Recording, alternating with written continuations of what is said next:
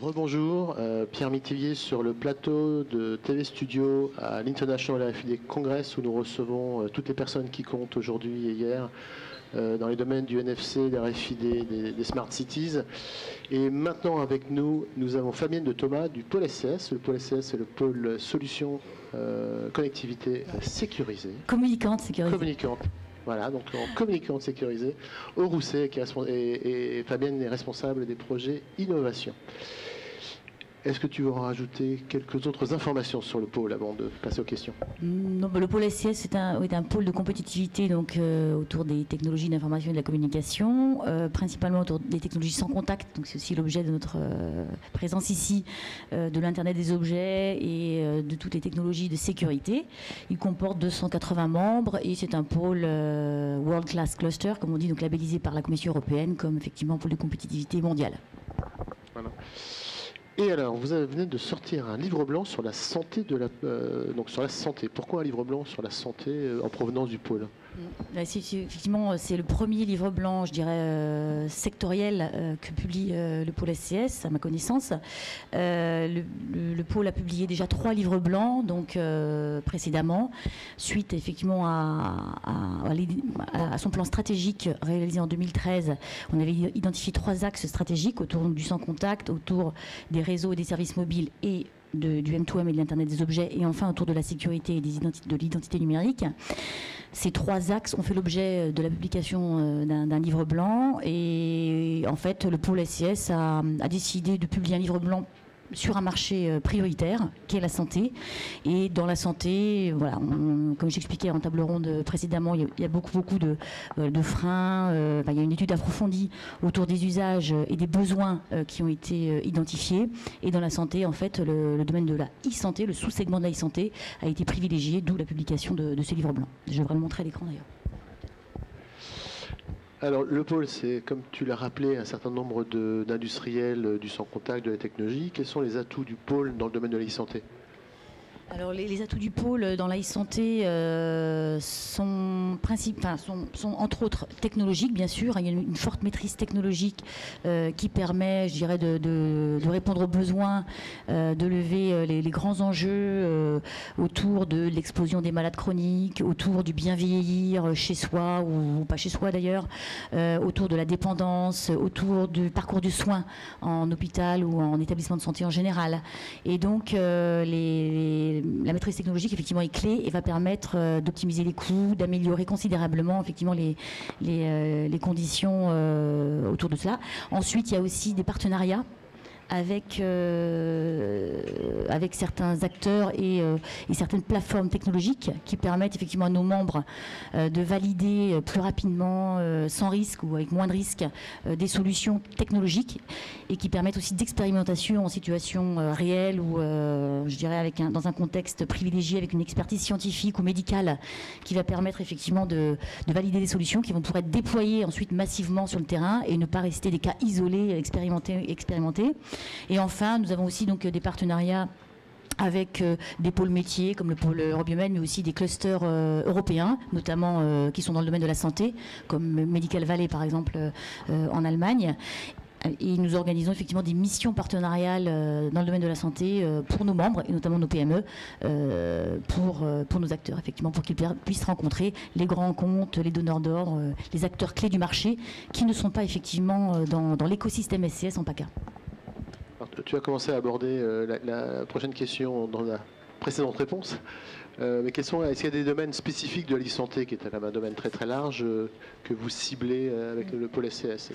Oui, effectivement. Alors nous, on a décidé de segmenter la e-santé en 3 domaines. Donc d'abord le e-self-care, donc c'est tout ce qui concerne les données où on s'automesure. Effectivement, c'est un contexte hors médical. Ensuite, le deuxième secteur est tout ce qui est health IT. Donc là, c'est toutes les applications IT dans les hôpitaux, les établissements de santé qui permettent l'optimisation du parcours de soins. Et toutes les solutions de e-healthcare. Donc là, ce sont toutes les solutions qui permettent de monitorer un patient, un professionnel de santé par exemple, à distance. Et dans ces 3 sous-segments, on a identifié 4 domaines cibles qui couvrent en fait les 3 domaines, les 3 sous-segments. qui sont donc le télémonitoring, qui va permettre effectivement de monitorer à distance un patient, utile pour la chirurgie ambulatoire, lorsque la sortie anticipée d'un hôpital, les maladies dégénératives. Le deuxième, c'est tout ce qui est les objets connectés médicales. Donc quand je dis médical, c'est-à-dire qu'il y a un protocole médical, il y a une expertise médicale derrière qui fait que la donnée elle est fiable, effectivement validée, et l'objet connecté va pouvoir être utilisé effectivement dans un contexte médical. Et donc c'est effectivement les glucomètres, les pilules électroniques, et ça va répondre à de grands enjeux. Et l'explosion des malades chroniques, je dirais les diabètes, les asthmatiques ont besoin d'un suivi quotidien sur le long terme, dans leur mobilité, chez eux. Et ça, effectivement, aujourd'hui, l'hôpital ne peut pas répondre à ces problèmes. Le troisième, c'est les objets connectés identiques mais non médicales, c'est tout ce qu'on appelle les applications bien-être. Donc là c'est le Quantified Self, je m'auto-mesure, je mesure mes performances sportives par exemple, mais aussi médicales, et je les partage. Donc ça fait que c'est un domaine en plein essor, et les capteurs, toute la technologie autour de la miniaturisation, l'autonomie en énergie, la sécurité des données autour de ces applications bien-être ou de ces objets connectés bien-être sont source d'innovation et de valeur. Et enfin le dernier, et concerne plus l'établissement de santé, c'est l'optimisation du parcours de soins. Aujourd'hui, les hôpitaux et surtout les urgences sont engorgés. Il y a 4 ans d'attente en moyenne dans les hôpitaux. Et optimiser le parcours de soins, c'est un must.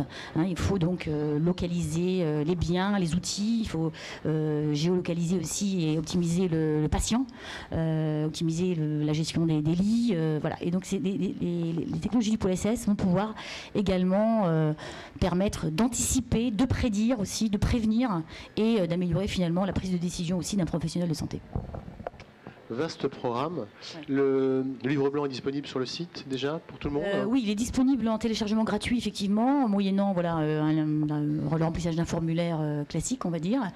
Et il est disponible aussi en anglais. Et voilà. Ouais, très bien, donc on ne peut que conseiller de télécharger pour tous les responsables de services médicaux intéressés par le sujet.